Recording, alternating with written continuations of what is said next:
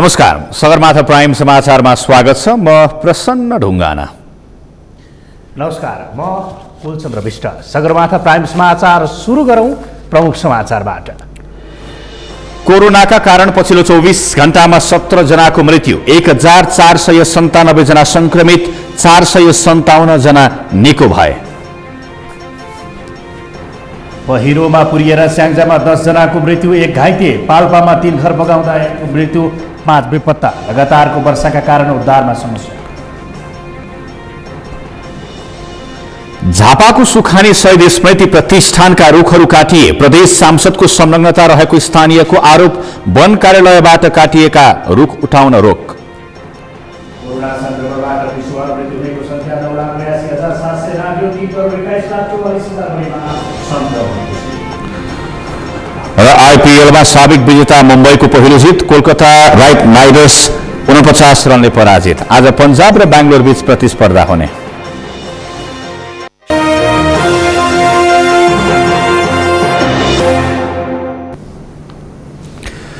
Sagarmatha prime समाचार अब विस्तारमा। कोरोना भाइरसको संक्रमणबाट नेपालमा थप 17 जनाको मृत्यु भएको छ।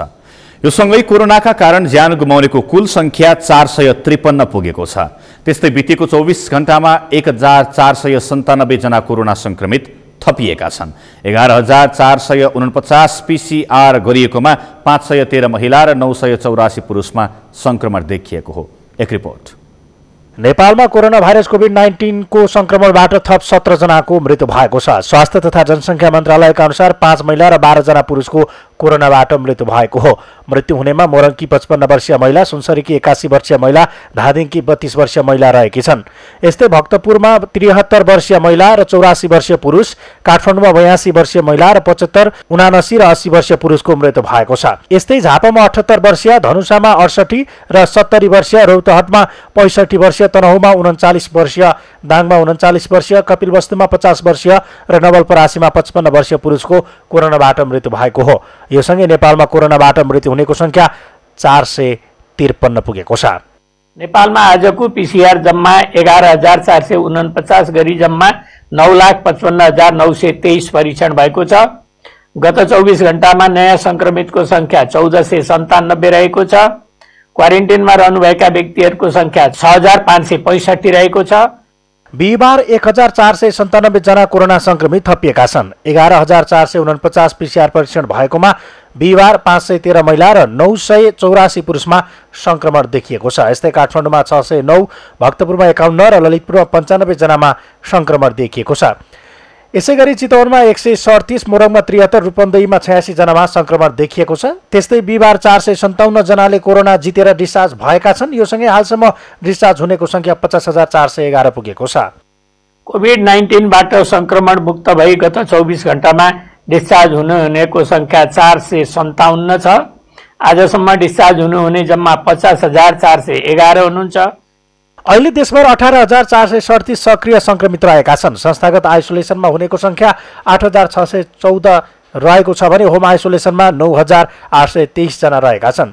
क्वारेन्टाइनमा अहिले 6,565 जना रहँदा 223 जनाको आइसियुमा उपचार भइरहेको छ भने 28 जनालाई भेन्टिलेटरमा राखिएको छ। मन्त्रालयका अनुसार अहिले मोरङ, सिराहा, काठमाडौँ, भक्तपुर, ललितपुर, चितवन र रूपन्देहीमा 500 भन्दा बढी संक्रमित रहेका छन् भने सोलुखुम्बु, रसुवा, मुस्ताङ, डोल्पा, मुगु, हुम्लामा संक्रमण शून्यमा झरेको छ।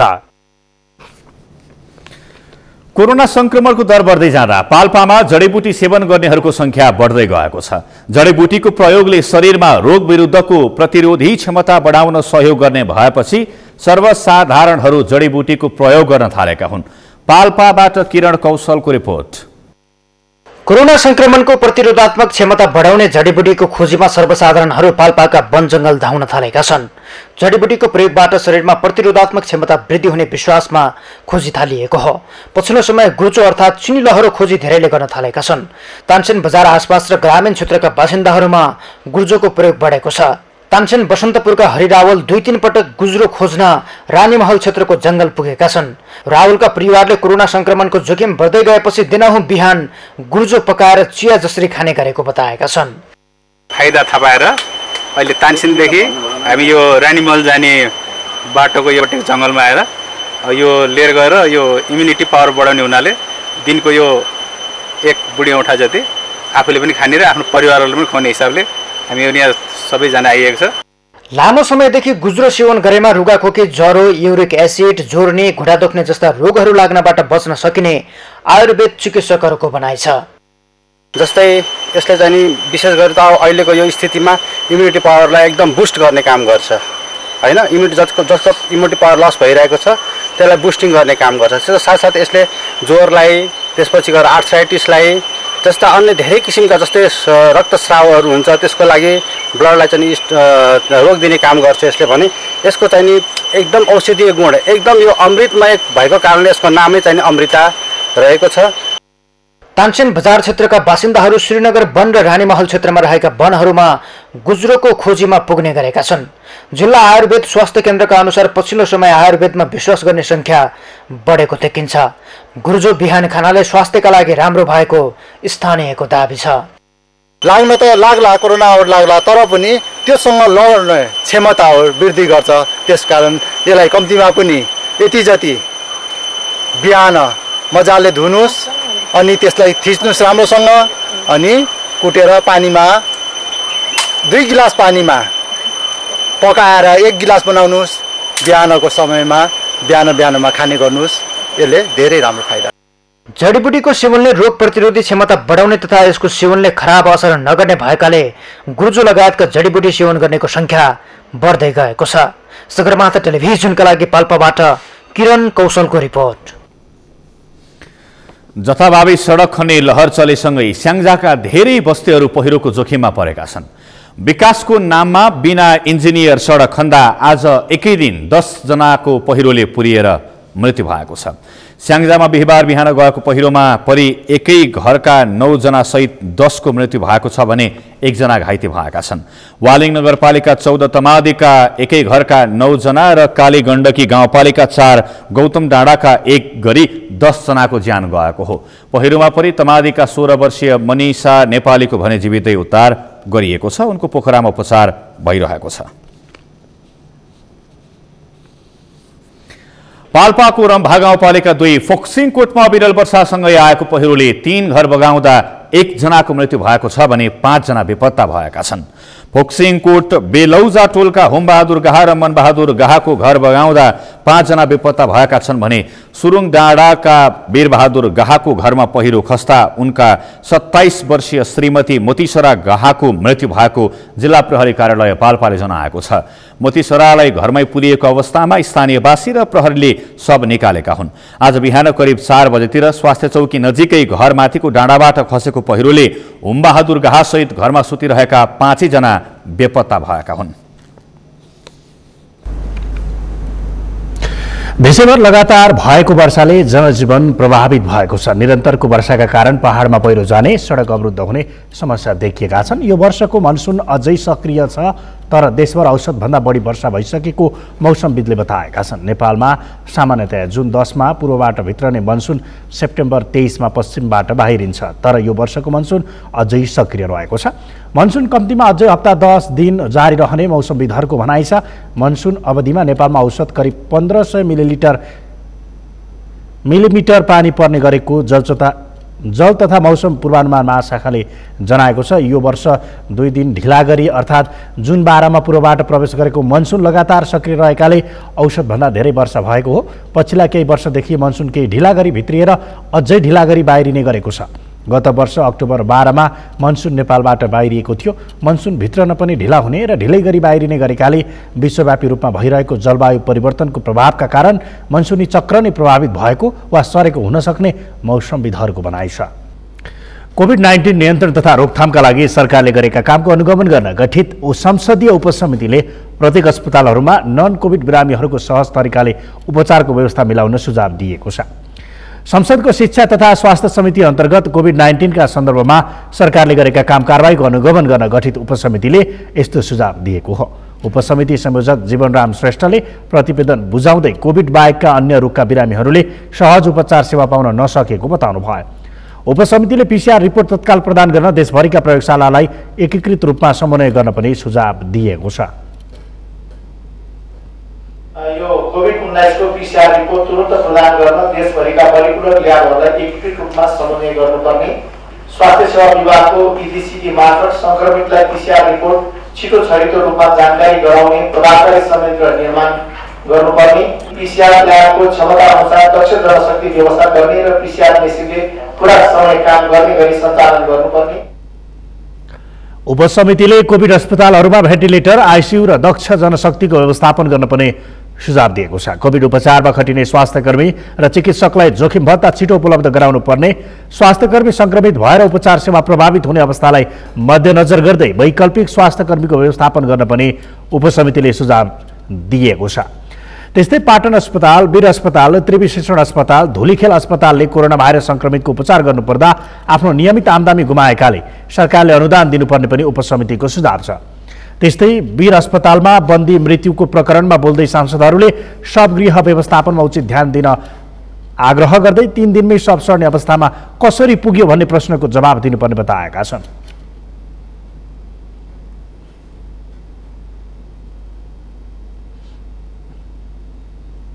अस्पताल र कारागारले यसअघि नै कैदीबन्दी रामलखन जयसवालको मृत्यु शंकास्पद नभएको प्रष्टीकरण दिएको छ। उनीहरूले कारागारसँग तपाईँसँग सम्झौता पत्र छ भने सेन्ट्रल जेलको छ कि नखोको छ कि तपाईँसँग सम्झौता पत्र हुनु पर्यो नि त, त्यहाँका बन्दीलाई हामी उद्धार गर्छौँ भन्ने कुरा हुनु पर्यो। होइन भने उनीहरूले त्यहाँको स्वास्थ्यकर्मी त्यही छ नि, त्यो स्वास्थ्यकर्मीको रिकमेन्डेसनमा रिफरमा तपाईँले गर्नु पर्यो नि त। त्यहाँ त हरेक उसको त चाहिँ कैदी बन्दीहरूको उपचार गर्ने व्यवस्था त छँदैछ।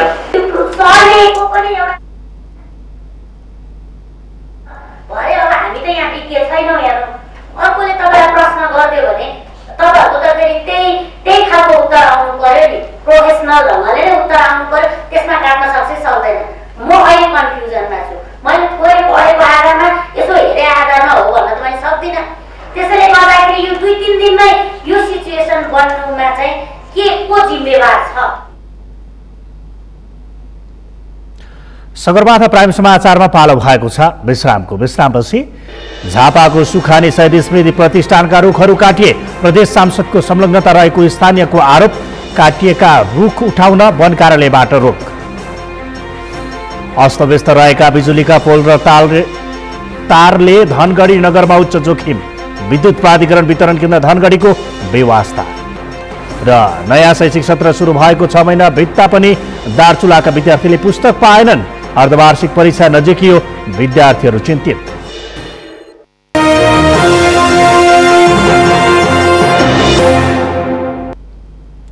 विश्रामपछि सगरमाथा प्राइम समाचारमा स्वागत छ। अब बाँकी समाचार। सार्वजनिक लेखा समितिको वैज्ञानिक वन व्यवस्थापन सम्बन्धमा अध्ययन गर्न गठित उपसमितिले वैज्ञानिक वन व्यवस्थापन कार्यविधि 2071 खारेज गर्न सिफारिस गरेको छ। आज उपसमितिले समितिलाई अध्ययन प्रतिवेदन बुझाउँदै वैज्ञानिक वन व्यवस्थापन कार्यविधि 2071 खारेज गरी राष्ट्रिय वन नीति 2075 र वन ऐन 2076 को उद्देश्य अनुरूप वन क्षेत्रको आर्थिक, सामाजिक र वातावरणीय पक्ष समेत विचार गरी राष्ट्रिय मापदण्ड तर्जुमा गर्नका लागि सरकारलाई निर्देशन दिन सिफारिस गरेको हो। वैज्ञानिक वन व्यवस्थापन कार्यक्रम सञ्चालनमा केही व्यक्तिहरूले अनियमितता गरेको भन्दै उपसमितिले उनीहरू उप सम्पत्ति शुद्धिकरण निवारण ऐन 2064 बमोजिम पहिचान र सम्पत्ति छानबिन गरी आवश्यक कानुनी कारबाही गर्न नेपाल सरकारलाई निर्देशन दिन सुझाव पनि दिएको उपसमिति संयोजक प्रदीप यादवले बताउनुभयो। त्यस्तै मुलुकका केही जिल्लाहरूमा वैज्ञानिक वन व्यवस्थापन कार्ययोजना लागू गरेका वनहरू र साझेदारी वनहरूमा निर्धारित कटान प्लट भन्दा बाहिर गई अत्याधिक रुखहरू कटान भएको देखिएको भन्दै वैज्ञानिक वन व्यवस्थापनको नाममा वन विनाश गर्ने सबैलाई कारबाही गर्न निर्देशन दिनुपर्ने सुझाव पनि दिएको छ। स्वीकृति प्राप्त गरेको निश्चित वन क्षेत्रमा सर्पट कटान गरिए वापतबाट वन संरक्षण नियमावली 2077 र स्वीकृतिबाट पनि प्रभाव मूल्याङ्कन प्रतिवेदन एवं वातावरणीय व्यवस्थापन योजनाको बमोजिम क्षतिपूर्तिको रूपमा वृक्षारोपण गरी वन हुर्काउने कुरामा सुनिश्चितता गर्नुपर्ने कुरा सम्बन्धित कार्यविधिहरूमा उल्लेख गर्न र क्षयकरण भएमा वन क्षेत्रहरूमा वृक्षारोपण र संरक्षणमुखी काम गरी हुर्काएको मानव निर्मित वनमा मात्र उपयुक्त वन संवर्धन प्रणाली सिल्भिकल्चर सिस्टम अवलोकन गर्न दिगो वन व्यवस्थापन मापदण्डमा आवश्यक व्यवस्थापन गर्न वन तथा वातावरण मन्त्रालयले निर्देशन दिने। बैठकमा उपसमिति सदस्य प्रेमाले उपसमितिले दिएको सुझावमाथि छिटो छलफल गरी सरकारलाई आवश्यक निर्देशन दिनुपर्ने बताउनु भयो। पछिल्लो समय नेपालमा वन प्रणालीका घटना बढ्न थालेका छन्। त्यसमा पनि जनप्रतिनिधि नै वन प्रणालीमा मुछिएका घटना पनि सार्वजनिक हुने क्रम बढ्दो छ। राजनीतिक शक्तिको आडमा यस्ता गतिविधि हुने क्रम बढेपछि स्थानीय नै विरोधमा उत्रनुपर्ने अवस्था आएको छ। यस्तै घटना छ झापामा भएको वन प्रणालीको। झापाबाट पूजन घिम्रेको रिपोर्ट। वन प्रणालीमा जनप्रतिनिधि नै संलग्न हुने गरेको रहस्य खुलेको छ। झापा क्षेत्र नम्बर 2 प्रदेश ख का सांसदले बिना अनुमति सुखानी शहीद स्मृति प्रतिष्ठानको संरक्षणमा रहेका रुख काटेपछि यो रहस्य सार्वजनिक भएको हो। प्रदेश सांसद बिर्ख प्रधानले बिना स्वीकृति प्रतिष्ठानका सिसौजातका रुख काटेका हुन्। स्थानीय 3 जना मजदुर खटाएर प्रधानकै उपस्थितिमा रुख काटिएको थियो। हामीले जम्मा 3टा काटेको हैन, त्यो चाहिँ बिर्ख दाइले पाटाउन लगाएको हो। अब उहाँहरूको सरसल्लाह भएको हो कि नभएको हो कि हामीलाई त्यो थाहा भएन। हामीले त अब काट्न लगाएको हो, काटियो। सांसद प्रधान सोही ठाउँका स्थानीयवासी रहेको र यसअघि पनि पटक पटक रुख कटान गर्ने गरेको स्थानीयको आरोप छ। प्रधानले शक्तिको आडमा प्रतिष्ठानको सम्पत्ति दुरुपयोग गरेको भन्दै स्थानीयले अति भएपछि सार्वजनिक गर्नुपर्ने अवस्था आएको बताए। रुख त काटिरहेको छ तर कसैले डरले भन्दैनन् होइन। अब यो डराउने मान्छे धेरै छन् यहाँ, हेरेर पनि नभन्ने। अब मैले अस्ति एकपल्ट 2-3 पल्ट मैले देखेँ तर मैले माफ दिएँ होइन। जेसुकै होस् अब यो बुद्धि ज्ञान हुन्छ होला भनेर सोच हुँदैन क्या ठुलो मान्छेको। झन् उसैले अब मन परी काट्दो रहेछ यहाँ होइन, अनि घरमा पनि लगेर चिराउँदो रहेछ। सांसद प्रधानले बिना अनुमति रुख काटेको थाहा पाएपछि डिभिजन वन कार्यालय झापाले डालिएका रुख त्यस ठाउँबाट उठाउन रोकेको छ। कार्यालयले घटनाबारे अनुसन्धान पनि सुरु गरेको छ। अनि त्यसै रुखहरूबाट हावाइमा झल्लै रोगले काट्न खोजेको आयो तर रुखै काटेको त अनुमति लिएर चाहिँ होइन हामीसँग चाहिँ होइन।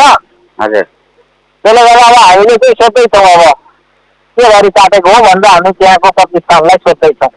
त्यो काठहरू तपाईँको टुनाहरू हामीले बुझाएका छौँ भर्पाई गरेर। हजुर, अनि 2टा चाहिँ लडिरहेकै देखेको छन् भन्ने हाम्रो कर्मचारीको रिपोर्ट छ। अब के हो यथार्थ कसले गरेको के हो भन्ने बारेमा अनुसन्धान गरेर टुङ्गो लाग्छ। सांसद प्रधानले भने आरोप अस्वीकार गर्दै आफूलाई फसाउन षड्यन्त्र भएको बताएका छन्। त्यो त्यसमा बिल्कुल मेरो कुनै संलग्नतै होइन। त्यहाँ किन गाँस्न खोजियो? अब त्यो गाँस्न खोज्ने मान्छेहरू को हुन् भन्ने कुरा चाहिँ तपाईँले अनुसन्धान गर्नुपर्ने भयो। नेकपा सम्बद्ध सांसद प्रधान विगत 2 कार्यकालसम्म प्रतिष्ठानको अध्यक्ष थिए। अहिले आफू कार्यकारी नरहेका बेला पनि छोरा भुवन प्रधानलाई प्रतिष्ठानको कर्मचारी बनाएर वन फणानी गर्ने गरेको भन्दै अहिले जोगिन शक्ति केन्द्र धाउन थालेको स्थानीयको आरोप छ। सगरमाथा टेलिभिजनका लागि शिशिर चौलगाईका साथमा पूजन घिमिरे, झापा। विद्युत प्राधिकरण वितरण केन्द्र धनगढीको बेवास्ताले धनगढी उपमहानगरपालिका विद्युतकै पोलबाट जोखिम बढ्न थालेको छ। कतिपय पोलहरू ढल्ने अवस्थामा छन् भने ट्रान्समिटरका बाकसहरू खुल्ला र बच्चाले छुन सक्ने अवस्थामा छन्। किन व्यवस्थापन हुन सकेन विद्युतका पोल? कैलालीबाट दिनेश विष्टको रिपोर्ट। अस्तव्यस्त बिजुलीका पोल र तारले धनगढीमा दुर्घटनाको जोखिम बढेको छ। लाइन विस्तार गरिएका तारहरू खुकुलो अवस्थामा छन्। तार घरसँगै टाँसिएपछि थप जोखिम बढेको छ। तार अव्यवस्थित बन्दा सामान्य हावाहुरीले पनि आगलागी बढ्ने खतरा बढेको छ। पोल र तार मात्र होइन, ट्रान्सफर्मरको अवस्था पनि उस्तै छ। एउटा चरा बस्ने बित्तिकै बाटो भएर आफै 5-10 मिनट बत्ती जान्छ, त्यसको समस्या बेग्लै छ होइन। यहाँ करेन्ट लाग्ला भन्ने त्यो समस्या बेग्लै छ।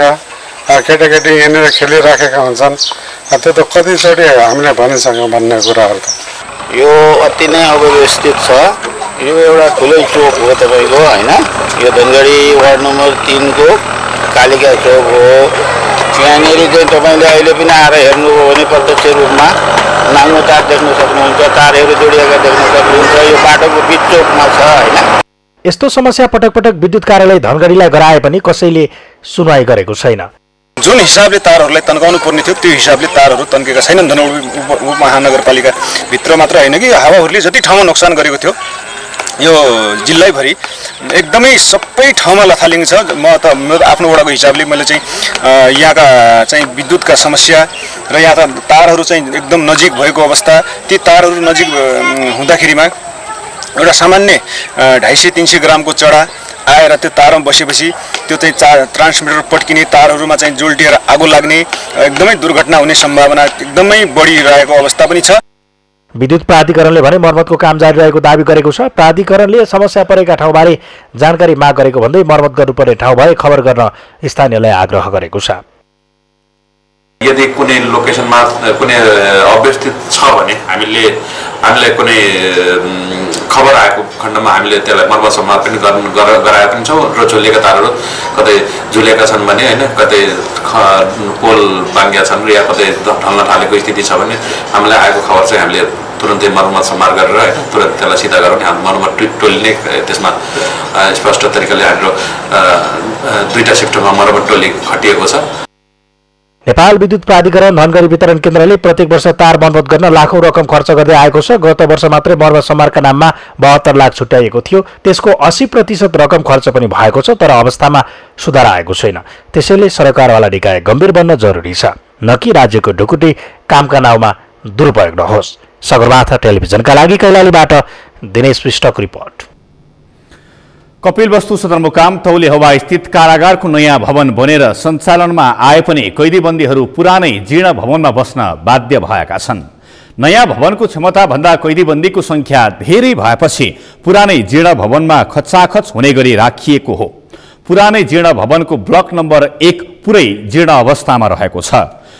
ठूलो हावाहुरी र पानी पर्दा भत्किने सम्भावना पनि देखिएको छ, तर त्यही भवनमा कैदीबन्दी र सुरक्षाकर्मी डराएरै बस्न पर्ने बाध्यता छ। भौतिक संरचना धेरै पुरानो र उचित मर्मत सम्हारको अभावमा भवन जीर्ण भएको हो।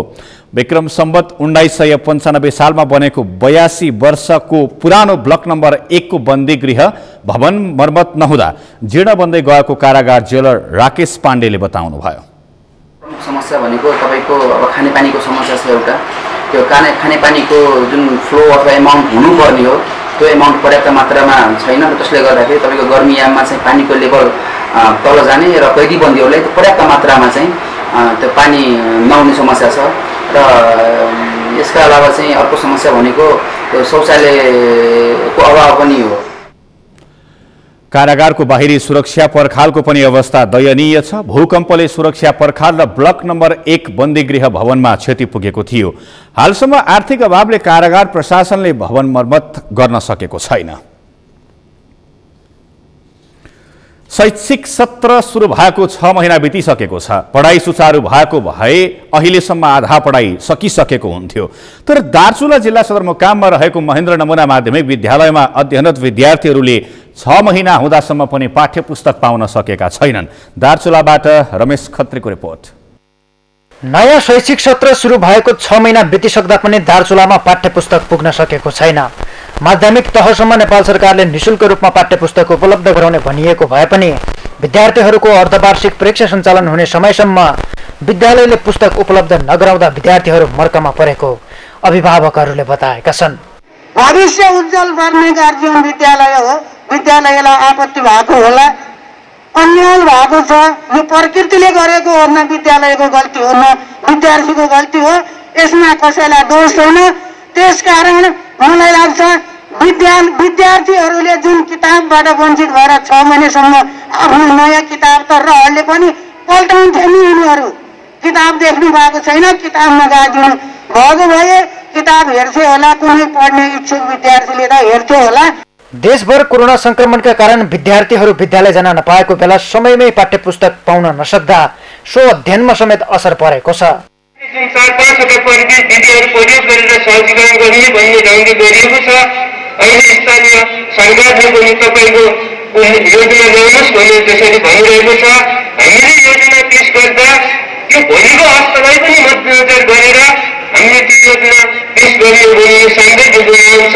किनभने भोलि कुनै व्यक्ति लगाउन देखियो भने दार्चुला जिल्ला सदरमुकाममा रहेको महेन्द्र नमुना माविको शिक्षण सिकाइलाई प्रभावकारी ढङ्गबाट अगाडि बढाउन विद्यालय व्यवस्थापन र शिक्षकहरूले थुप्रै पहल थालेको भए पनि सोचे अनुसारको काम हुन सकेको छैन।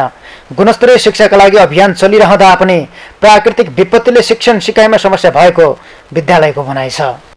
परिस्थितिले हाम्रो प्रयासलाई फरक पार्दो रहेछ। यो हाम्रो मात्र होइन, जुनसुकै निकायको नेपाल सरकारको योजनालाई पनि कोरोनाले प्रभावित गर्यो यहाँलाई अवगत नै छ।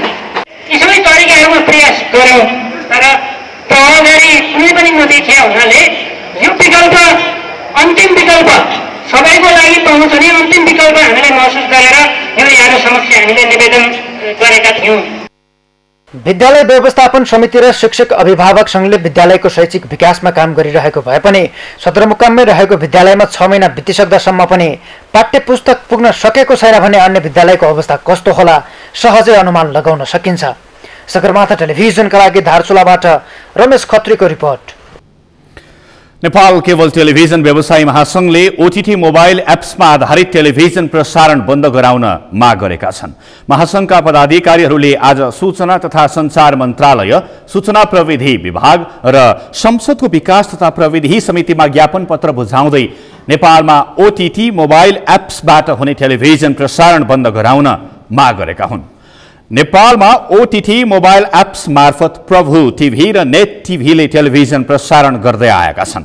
गत सोमबार संसदको विकास तथा प्रविधि समितिले आगामी कार्तिक 7 गते भित्रमा विज्ञापन बोर्ड गठन गरी विदेशी च्यानलहरूमा विज्ञापन रहित नीति क्लिन फिड लागू गर्न नेपाल सरकारलाई निर्देशन दिएको थियो। केवल टेलिभिजन व्यवसायीहरूले क्लिन फिड लागू हुनु अगाडि सरकारले केही सुविधा दिन पर्ने र ओटीटी मोबाइल एप्समा आधारित टेलिभिजन प्रसारण सेवा प्रदायकलाई बन्द गराउन पर्ने माग गरेका हुन्।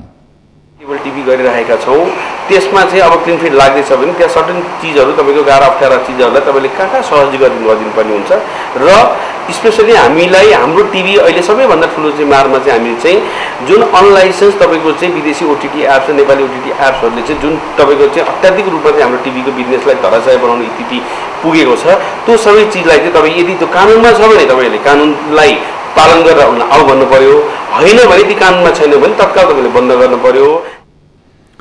व्यवसायीहरूले नेपालमा गैर कानुनी रूपमा विदेशी तथा स्वदेशी ओटीटी मोबाइल एप्स मार्फत भएका प्रसारणले अमर्यादित व्यापार गर्नुका साथै सरकारलाई अरबौंको राजस्व छली गरिरहेको समेत बताएका छन्। त्यस्ता प्रसारणलाई क्लिन फिड लागू हुन अगाडि नै बन्द गराउन व्यवसायीहरूले माग गरेका हुन्। त्यस्तै खुल्ला सिमानाको फाइदा उठाउँदै भारतीय डीटीएच टेलिभिजन च्यानलहरूले नेपालमा व्यापार गरिरहेको प्रति पनि व्यवसायीहरूले ध्यानाकर्षण गराएका छन्। सगरमाथा प्राइम समाचारमा फेरि एकैछिन विश्रामपछि। कोरोना संक्रमणबाट विश्वभर मृत्यु हुनेको संख्या 9,82,700 3,21,44,000 बढीमा संक्रमण पुष्टि र आईपीएलमा साबिक विजेता मुम्बईको पहिलो जित। कोलकाता 49 रनले पराजित। आज पंजाब र बेंगलोर बीच प्रतिस्पर्धा हुने।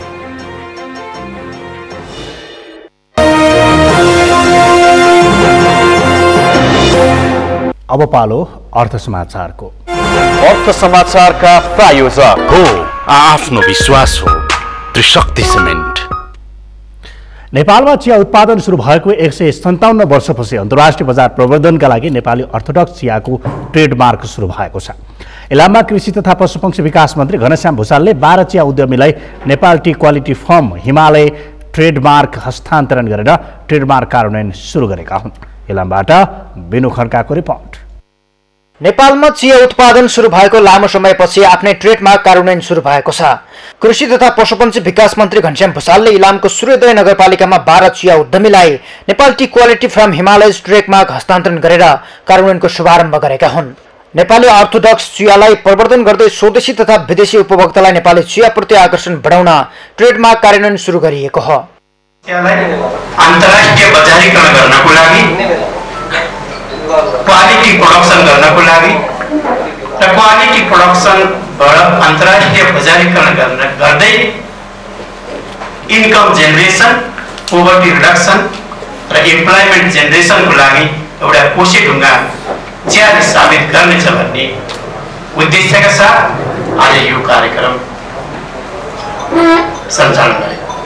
मध्य तथा उच्च पहाडी भूभागमा उत्पादन हुने अर्थोडक्स, ग्रिन टी तथा अन्य स्पेसियालिटी चियाको उत्पादन, प्रशोधन र बजारीकरणमा प्रयोग गर्नका लागि ट्रेडमार्कको प्रयोग सुरु भएको हो। कृषि उत्पादनमा पहिलो पटक ट्रेडमार्क कार्यान्वयन हुनु राष्ट्रिय गौरव भएको कृषि तथा पशुपक्षी विकास मन्त्री घनश्याम भुसालले बताए। धेरै राम्रो सुरुवात कि हामी अन्तर्राष्ट्रिय बजारमा हामी एउटा लोगोमा यो चिया जो 157 वर्ष भयो हामी कहाँ सुरु भएको, 157 वर्ष पछाडि हामी एउटा आफ्नो लोगोका साथ अन्तर्राष्ट्रिय बजारमा उपस्थित हुन थालेका। नेपाली अर्थोडक्स चियाको सर्टिफिकेसन ट्रेडमार्क कार्यान्वयन निर्देशिका 2074 अनुसार उद्यमीलाई मापदण्ड अनुसार ट्रेडमार्क उपलब्ध गराउँदै जाने प्रदेश 1 का भूमि व्यवस्था कृषि तथा सहकारी राज्य मन्त्री रामबहादुर मगरले जानकारी दिए। यो लोगो बनाउने अनि लोगो चाहिँ फेरि 2-4 जना ठुला उद्योगी र साउथीले मात्रै चलाउने हो कि भनेर सानालाई शंका पर्यो होला। त पर्यो भने केही बिग्रिएन नि त, फेरि उहाँहरूलाई पनि तपाईहरु पनि आफ्नो हुन्छ यो नीति विधि भित्र आउनुहोस् भन्दाखेरि त कुरा मिल्दै रहेछ। तर सबभन्दा बढी चाहिँ यसलाई उत्पादन गर्न थाल्ने किसानले नै यो जैविक उत्पादन विधिमा जान सकेन भनेदेखि त त्यो प्रकारको उत्पादन हामीले चाहिँ यो लोगो टाँसेर बाहिर बेच्ने चीज गुणस्तरीय हुँदैन। त्यसैले किसानहरूको तर्फबाट यसलाई काम थाल्नुपर्छ। अन्तर्राष्ट्रिय बजारमा पहुँच विस्तारका लागि चिया उत्पादकदेखि उद्यमीसम्मले वातावरणीय सामाजिक र सन्तुलनका लागि आचार संहिता पालना गर्नुपर्ने उद्यमीहरूको भनाइ छ। नेपालमा वार्षिक 2 करोड 50 लाख किलो तयारी चिया उत्पादन हुने गरेको छ। सगरमाथा टेलिभिजनका लागि इलामबाट बिनु खड्काको रिपोर्ट। यो सँगै हामी सगरमाथा प्राइम समाचारको अन्त्यमा छौं। अन्त्यमा मुख्य समाचार फेरि एकपटक। कोरोनाका कारण पछिल्लो 24 घण्टामा 17 जनाको मृत्यु, 1497 जना संक्रमित, 457 जना निको भए। पहिरोमा पुरिएर स्याङ्जामा 10 जनाको मृत्यु, 1 घाइते। पाल्पामा 3 घर बगाउँदा 1 जनाको मृत्यु, 5 बेपत्ता। लगातारको वर्षाका कारण उद्धारमा समस्या।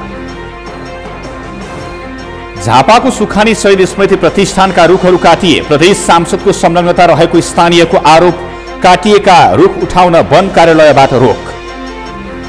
कोरोना संक्रमणबाट विश्वभर मृत्यु हुनेको संख्या 9,82,700 नाग्यो, 3 करोड 21,44,000 बढीमा संक्रमण पुष्टि। र आइपिएलमा साबिक विजेता मुम्बईको पहिलो जित, कोलकाता 49 रनले पराजित। आज पंजाब र बेंगलोर बीच प्रतिस्पर्धा हुने।